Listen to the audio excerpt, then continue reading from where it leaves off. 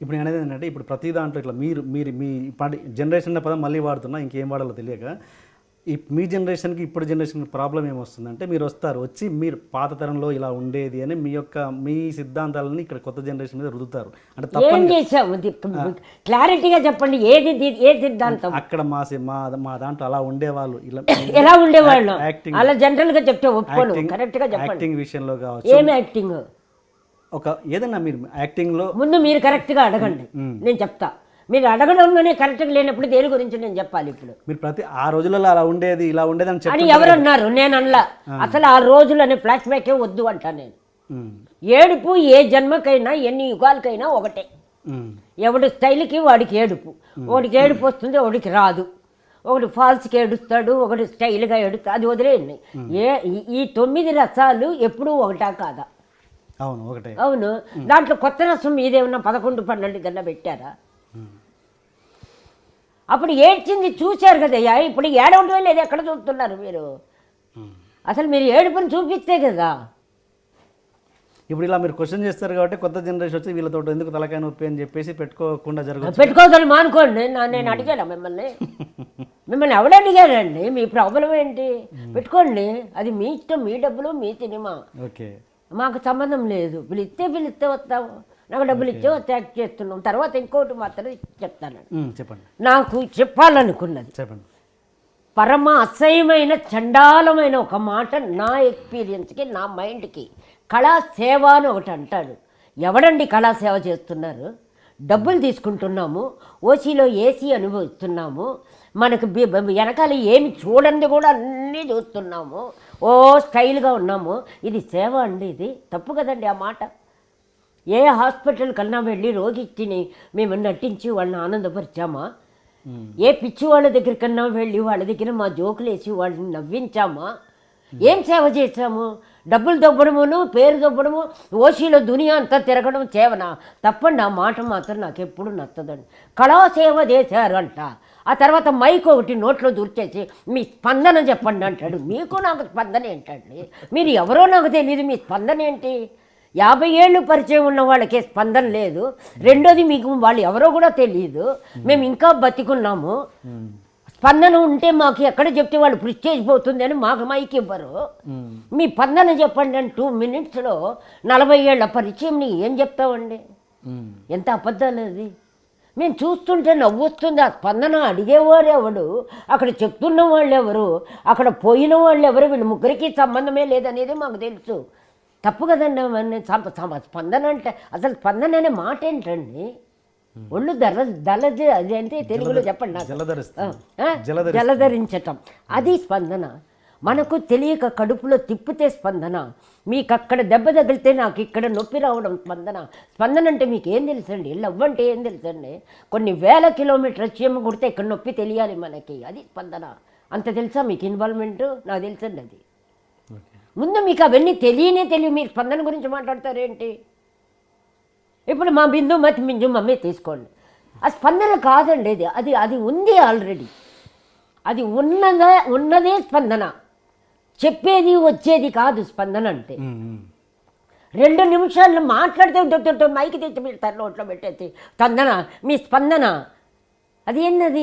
ఎంత దరిద్రంగా ఉంటుందండి, అలర్జీగా ఉంటుందండి నాకు. అవి చూస్తే చంపేస్తాం అనిపిస్తుంది. తర్వాత సూపర్గా ఉంటుంది ఒక టీవీ ఛానల్లో. అక్కడ ఏం జరుగుతుంది అంటే వీళ్ళు కొడతారా, తిడతారా, కమాండింగ్. ఆ కమాండింగ్ ఏంటి అంటే వాళ్ళున్న ప్లేస్కి, ఆ చిన్న ప్లేస్లోకి వాళ్ళకున్న ఇంపార్టెంట్కి వచ్చిన అహం అది మాట్లాడుతుంది. మేము ఇన్ని సినిమాలైనా మీరు మమ్మల్ని క్వశ్చన్ ఇట్టిట్టు అడుగుతుంటే మేము సమాధానం చెప్తున్నాం. అంటే మేము ఎక్కువ, మీరు ఎక్కువ. మీ టైం బాగుంది. నేనేమనుకుంటా, ఆ ప్లేస్లో రంగారావు డాడీ కూర్చున్నాడు, ఆ ప్లేస్లో మా పుల్లయ్య గారు కూర్చున్నారు, మా ప్లేస్లో గొప్ప గొప్ప వాళ్ళు కూర్చున్నారు. వీళ్ళు జనరేషన్ వాళ్ళు మీరు ఇట్టండి ఎట్టండి అని మీ ముఖానికి కెమెరాలు పెట్టుకుంటారు, మాకేమో సైడ్ చూపిస్తారు. మీరు పెట్టారులేండి, కొన్ని చూస్తున్నాను కదా. ఇలా కూర్చొని చిన్న పిల్ల పెద్ద హీరో హీరోయిన్, తర్వాత మీరు ఏం చేశారు, వాళ్ళు ఏం చేస్తే నీకెందుకు, నువ్వేం చేసావు చెప్పు. అందుకే నేను పోనండి పిలిస్తే. వాళ్ళకి కెమెరాలు పెట్టించి మాకు సైడ్లో పెడుతున్నారంటే ఏంటండి అది ఏంటి నాకు అర్థం కాదు. ఇది స్పందన. తర్వాత మీరు ఏం సినిమాలు నువ్వు ముందు సినిమా చూసావా? నీకు తెలుసా సినిమా గురించి?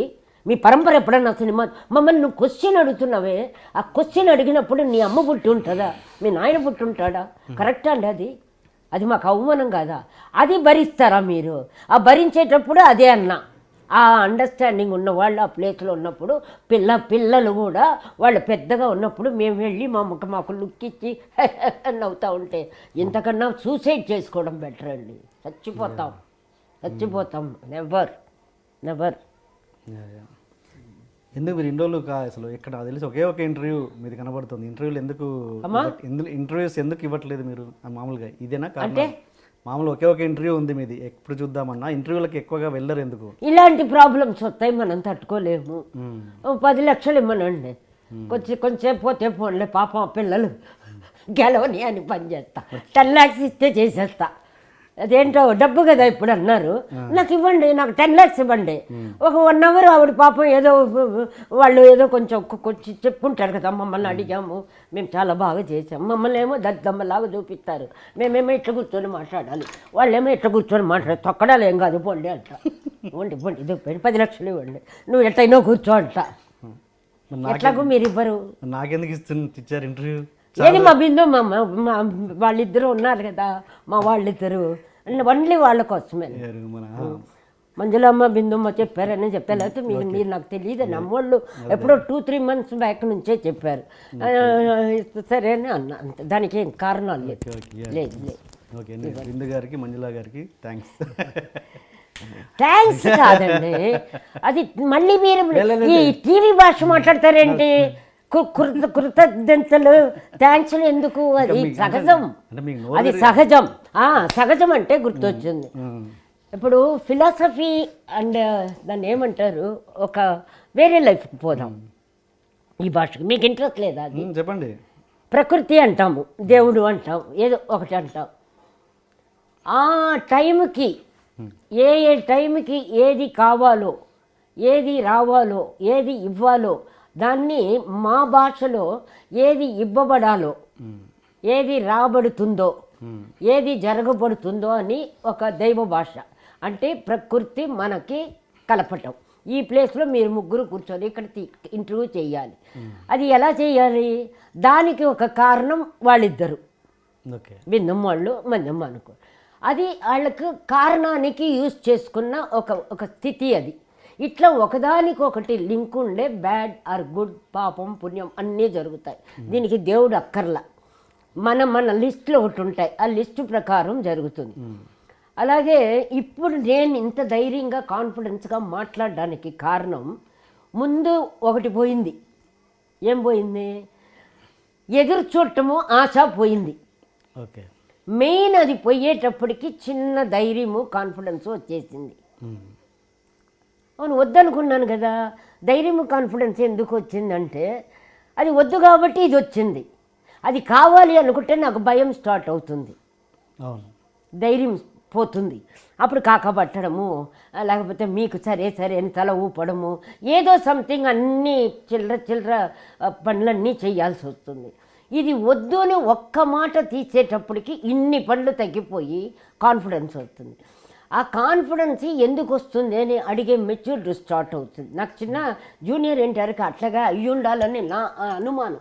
నేను ఓపెన్ నా ఎక్స్పీరియన్స్గా నేను చెప్పగలుగుతా, బాబు అది ఎంత పెద్దవాళ్ళు హీరోలైనా ఏదైనా నాకు చిన్న బాబే కాబట్టి నేను చెప్పగలుగుతా. ఇది వచ్చి ఉండాలి ఇన్సిడెంట్. అప్పుడు ఆ ప్రకృతి ఏం చేస్తుంది, దానికి తగ్గ మనుషుల్ని తెప్పిస్తుంది, మనిషి రూపంలో. ఇప్పుడు ప్రవీణ్ అని మన తిరుపతిలో ఉన్నాడు, చిన్నవాడే. అతను హోమియోపతి ఒక చిన్న స్థితిలో ఉన్నాడు, మంచి స్థితిలో. నాకు ఆ స్థితి కావాలి అంటే, కావాలి కాదు, నాకు రావాలి అంటే నాకు తెలీదు. అప్పుడు ఒక మనిషి రూపంగా వస్తుంది. ఆ మనిషిని ఎవరికి కలిపాడు? పర్చూరి వెంకటేశ్వరరావు గారు అబ్బాయి రవి అనే అబ్బాయి మూల్యంగా అతను కలిచాడు. అతను ఒక టైప్ ఆఫ్ డివోషనల్ వెతకడము ఆ టైప్లో ఉంటాడు రవి అని, బాగా క్లోజ్ నాకు. అతను ఇతన్ని నాకు కలిపాడు. అది ఎందుకు? ఈ టైంలో నా మైండ్కి ఇవి కావాలి. అది నాకంటే గొప్పగా ఉండకూడదు, నాకంటే తక్కువగా ఉండకూడదు, ఏజ్ పెద్దగా ఉండకూడదు, అంటే నేను తల ఉంచేటట్టు ఉండకూడదు, ఏజ్ మరీ తిన్నగా ఉండకూడదు. వాళ్ళు నన్ను కమెంట్ చేసి ఇన్ని కథలు ఉండేటట్టు ఒకటి కలపాలంటే ప్రకృతి ఇతన్ని కలపాలి. అట్లా అర్థమైందా? క్లియర్గా ఉందా? అర్థమైంది. అంటే చాలా కష్టం, చాలా ఈజీ అండి ఇది. ఇట్లా మీరు వెతుకుతూ పోయేదే నాకు తెలిసిన భక్తి. పూజలు అవన్నీ ఊరికే డెకరేషన్కి తప్ప. అప్పుడు వెతుకుతూ ఉంటే, సిన్సియర్గా వెతుకుతే, అప్పుడు జీసస్ ఏదో అంటాడు కదా, నువ్వు తలుపు తడతానే నేను ఓపెన్ చేస్తానంటాడు. ముందు తట్టడానికి వీడికి ఎన్ని జన్మలు పడుతుంది? అన్నీ వదిలి వీడు తలుపు తట్టాలి కదా. ఊరికే తలుపు తట్టి వస్తాడా పక్కింటోడా తలుపు పెట్టడానికి కాదు, అన్నీ వదిలిపెట్టి తెరువు అన్నాడు. వీడు ఎన్ని జన్మలకు వదిలిపెడతాడు? అట్లా చెప్పడం ఈజీగా చెప్పారు.